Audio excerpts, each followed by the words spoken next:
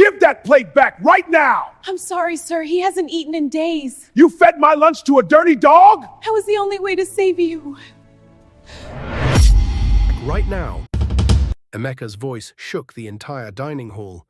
Everyone went silent. Forks stopped moving, glasses stopped clinking. Even the air felt different. Emeka China, one of the richest men in the country, was on his feet. His chair had scraped back so hard it nearly fell over. His eyes were locked on a young maid standing in the doorway. She was holding his plate. Her hands were shaking. Emeka took one step toward her, then another. "What do you think you are doing?" he said slowly. She didn't answer. She didn't run. She simply turned around, walked to the door, and placed the bowl of soup on the floor outside. A thin, dirty dog rushed forward and began to eat. The whole room gasped. One of his guests covered her mouth. The other looked away. Emeka's face turned dark. As in 30 years of building his empire, no worker had ever done something like this. Not in front of guests, not in his own home. "How dare you?" he roared. "That was my lunch." The girl turned slowly. Her eyes were red. Tears ran quietly down her face, and she whispered, "Sir, that dog hasn't eaten in days." Emeka opened his mouth, then closed it. Something about her voice stopped him. It was so quiet, so steady, even though her whole body was trembling. But the anger was louder than everything else. "You're fired," he said. "Leave this house right now." She bowed her head and turned to walk away. And then, the dog made a sound. Not a bark, not a growl, a weak, broken whine. Emeka looked back. The dog had stopped eating. It swayed on its thin legs. Then it dropped to the ground. Foam gathered at the corners of its mouth. Nobody moved. The guard knelt down beside it and looked at the empty bowl. Then he looked up at Emeka. "Sir," he said slowly, "the food." Emeka felt his stomach drop. He stared at the bowl, then at the dog, then at the girl, who had stopped walking and was standing with her back to him, shoulders shaking. She had known. This girl, this quiet, invisible maid, had known. And now Emeka understood something terrifying. He had almost eaten that food. He had almost died. And the person who saved his life was the same person he had just fired. But to understand why this maid risked everything for a man who never even noticed her, you have to go back 11 years. Emeka China had not always been cold. There was a younger version of him, still hungry, still building, who knew what it felt like to be afraid, who remembered owing his life to someone else. That version of him had made a promise. It was 11 years ago. A hospital room, the smell of antiseptic, the sound of a machine beeping slowly. Mr. Do Good, Emeka's head of security, lay on a hospital bed with a bullet wound in his chest. A bullet that was meant for Emeka. It had happened in the middle of the night. Robbers broke through the mansion gate. Armed, dangerous, moving fast through the darkness. When one of them cornered Emeka near the back door and raised his weapon, Emeka froze. He had never felt fear like that before. Real fear. The kind that takes over your whole body. He couldn't move. He couldn't think. And then, Mr. Do Good stepped in front of him. "Run, sir," he shouted. The shot rang out. Mr. Do Good fell. The robbers ran when they heard police sirens. But the damage was done. In that hospital room, Emeka stood beside the bed and could not find any words. Mr. Do Good's little daughter sat by the window, 7 years old, yellow dress, holding her father's hand with both of hers. She hadn't cried. She just sat there, watching him breathe, as if she was afraid that if she looked away, he would stop. "My brave girl," Mr. Do Good whispered to her, "you must grow up strong." Then he turned to Emeka. His eyes were tired but calm, the eyes of a man who had no regrets. "Please," he said quietly, "take care of her." Emeka nodded. His throat was too tight to speak. "I promise," he said. Mr. Do Good closed his eyes. He never opened them again. Now here is the part that will make you angry. Emeka kept the promise, but only just. He let the girl, Lila, her name was Lila, stay in the servants' quarters. She had a small room. She had food. She was inside the walls of the mansion. Emeka told himself that was enough, and for a while he believed it. But life got busy.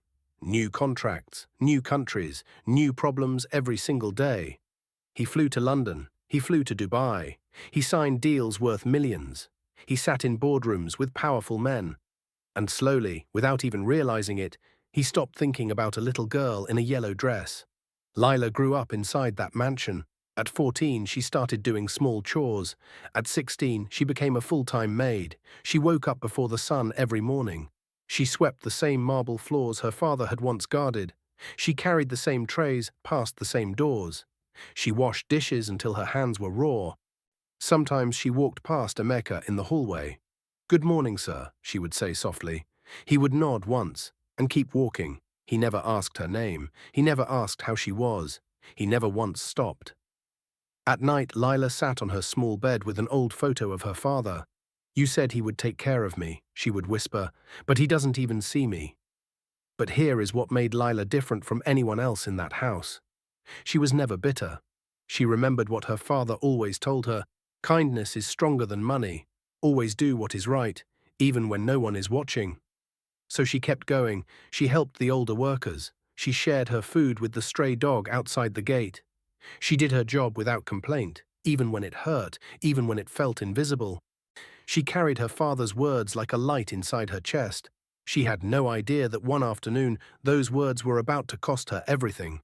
That day, the kitchen was loud and hot, steam everywhere, pots bubbling, staff rushing around, shouting orders. Lila was carrying a basket of vegetables through the back of the kitchen when she heard something that stopped her cold. Voices, coming from behind the pantry door. Low voices, careful voices. The kind people use when they don't want to be heard. She stopped walking. It was the head chef. Mr. Ugo, he was on the phone. "Yes, sir," he whispered. "The poison is already in his lunch." Lila's body went completely still. Her fingers tightened around the basket. Did he just say poison? A cold voice came through the phone. "Good. When Emeka eats it, everything will belong to me." She recognized that voice immediately. Osita, the billionaire's own cousin. She had seen him at family dinners many times. He always smiled. He always laughed loudly. He called Emeka brother, but his eyes were always cold. "No one will suspect a thing," Mr. Ugo said. Lila's heart was hammering. She stepped carefully to the side and peeped through a small gap in the pantry door. Mr. Ugo was stirring a bowl of soup. On the table beside him sat a small dark bottle. He ended the call, slipped the bottle into his pocket, and kept stirring. Lila stepped back. Her mind was racing. If I tell someone, will they believe me? I'm just a maid. What if they think I did it? What if Ugo lies and says it was me? Then the kitchen doors burst open. A servant walked in, lifted a silver tray, and turned toward the dining hall. "The boss's lunch is ready. That bowl, that soup, on that tray." Lila's heart stopped. She looked around. Everyone was busy. No one knew. Her father's voice came into her head. "Always do what is right." She dropped the basket and ran. The dining hall was quiet and elegant. Emeka sat at the head of his long table, reading his tablet. Two important guests sat across from him, laughing softly. The servant placed the tray in front of him. "Your lunch, sir." Emeka picked up his spoon. He leaned forward, and then, "Stop!" The doors flew open. Lila ran in, breathing hard, eyes wide. Everyone turned. Without a single word, she grabbed the plate from the table. The room erupted. "Have you lost your mind?" Emeka shouted, jumping to his feet. Lila's hands were trembling. But she didn't stop. She ran to the door. She placed the bowl on the ground. The dog rushed forward and began to eat. "How dare you?" Emeka roared, storming outside. "That was my lunch." Lila stood there. She wanted to tell him. She wanted to explain everything. But if she spoke right now, Ugo would hear. Osita would be warned. They would run. And no one would believe the maid over the head chef. So she stayed silent. "I'm sorry, sir," she whispered. "Sorry?" Emeka pointed at the gate. "You're fired. Get out of my house." Tears flooded her eyes. She bowed her head and turned to leave. Then came the sound, a weak whine. Everyone looked. The dog was on the ground, foam at its mouth, legs still, and suddenly the whole world understood what had just happened. They found the bottle in Ugo's locker 20 minutes later. A dark glass, a handwritten label. The guard turned his face away from the smell. Under pressure, Ugo collapsed completely. "Osita paid me," he cried. "He said I would be rich. He said no one would find out." Emeka stood in the middle of the kitchen and said nothing. He was thinking about every Sunday phone call, every family dinner. Every time Osita called him brother, all of it a lie. He turned slowly. Lila was standing near the gate, small bag on her shoulder, eyes red and swollen, still waiting, still expecting to be told to leave. Emeka walked toward her. He stopped in front of her and looked at her. Really looked at her. For the first time. "Why didn't you tell me?" he asked quietly. "I was scared, sir," she said. "I didn't think anyone would believe me." She paused. "But I couldn't let you die. It's because my father gave his life to save yours." Everything inside Emeka went still. "Your father," he repeated. "Yes, sir, Mr. Do-Good, your security guard." The name hit him like a wave crashing into a wall. He stared at her face, and he saw it, all at once, like something coming into focus after years of blur. The shape of her eyes, the way she stood, the quiet strength in her voice, even when she was falling apart. She was his daughter. She had been right here, in this house, for 11 years, cleaning his floors, carrying his food, saying good morning in empty hallways while he walked past like she was furniture. "I didn't know," Emeka said. The words felt like nothing, tiny and worthless against the weight of what he had done. "It's not your fault, sir," Lila said softly. You are a busy man." And that was the line that destroyed him. Not anger, not blame, just quiet forgiveness. From someone who had every reason in the world to hate him.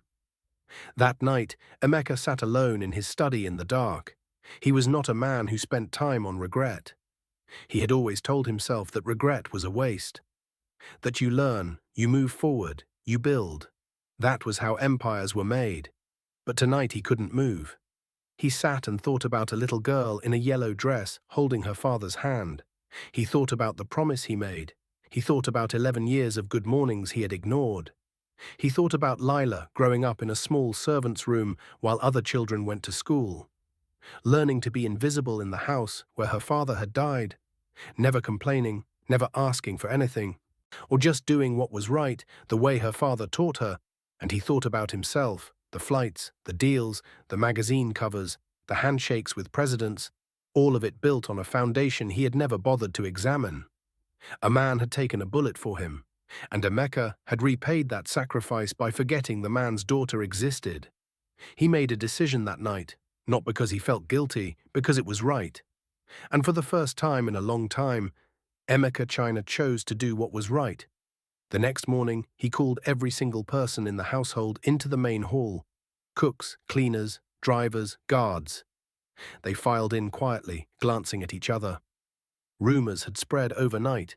Nobody knew exactly what was coming. Lila stood near the back, still holding her small bag.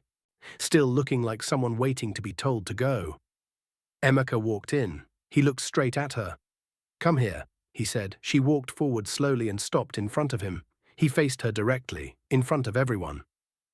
"I made a promise 11 years ago," he said, "to your father. A man who stepped in front of a bullet that was meant for me."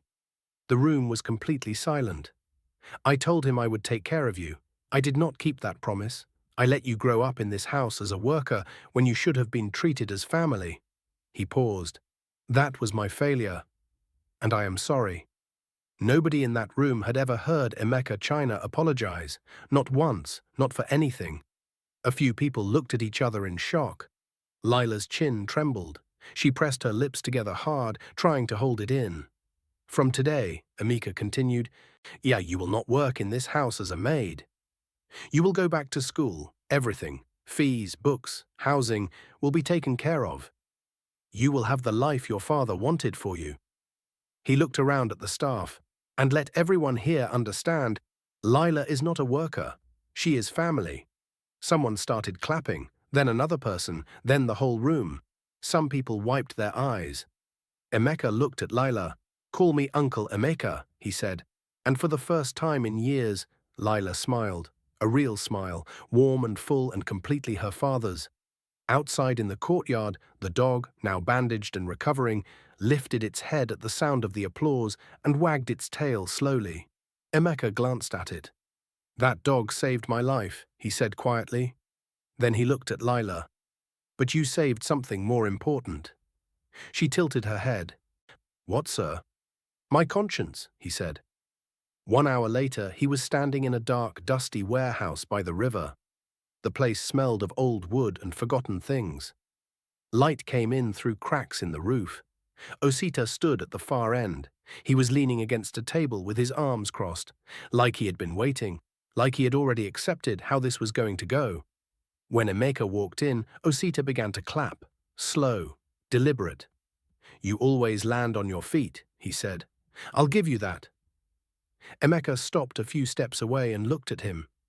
This was a face he had known his whole life. They had played in this same warehouse as boys, eaten at the same table their whole lives, called each other family for 40 years. "Why?" Emeka asked. One word. Osita's smile disappeared. "Because you took everything," he said. His voice dropped, raw and cold. "That company was supposed to be for both families. But you pushed my father out. You brought in investors who buried his shares. You restructured everything while he wasn't looking. And when he finally understood what had happened, it was already too late." Osita's voice cracked slightly. "I watched my father go from a proud man to a broken one. Because of you." Emeka said nothing for a moment. He had heard this story before, through cousins and family gossip. He had always told himself it wasn't true. But standing here now, looking at the pain on Osita's face, real pain, years and years of it, he was no longer so certain. "Whatever happened between our fathers," Emeka said, "you tried to kill me, in my own house, at my own table." Osita looked away. "I want you to look at something," Emeka said. He reached into his coat and placed a folder on the table. Osita stared at it. Then slowly, he opened it. The room was very quiet. Osita's eyes moved across the pages. The frown came first, then confusion. Then his face turned completely pale. "This is your father's will," Emeka said. "He left you 30% of the company. He put it in a trust. It was going to be released to you next year, when you turn 35. Osita didn't speak. "I have been managing those shares for you," Emeka continued. "Every dividend, every increase in value, all of it, waiting for you." Silence. "You were never cut out, Osita. Your father made sure of that. He just never told you." Osita's hands started shaking. He put the folder down on the table. "All this time," he whispered. "It was already mine." "Yes," Emeka said. "If you had come to me any time, any year, and just talked to me, I would have shown you this." Osita stared at the wall. Outside, the sound of vehicles arriving. Police. Osita closed his eyes. "I ruined everything," he said quietly. Emeka looked at him for a long moment. The boy he had grown up with, the man who had tried to kill him, the cousin who had carried years of silent rage while sitting across from him at family dinners, smiling. "Yes," Emeka said, "you did." He turned and walked toward the light. The drive home was quiet.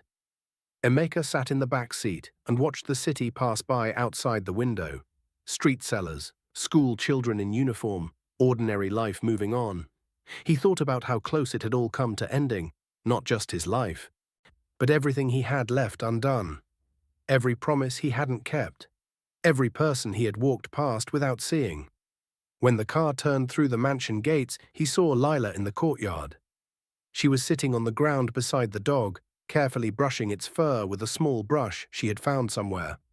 The dog had its eyes half closed, leaning into her hand. She looked up when she heard the car. Emeka stepped out and walked over. He crouched down beside the dog. The animal looked at him with large, patient eyes, like it had already forgiven him for everything. He scratched behind its ear. The dog leaned into his hand. "Has it eaten?" Emeka asked. "Rice and chicken," Lila said. "I hope that was okay." "More than okay." He looked at the dog for a moment. "It needs a name," he said. Lila thought quietly. "My father's name meant something good," she said. "What about naming him for what he did?" She looked at the dog.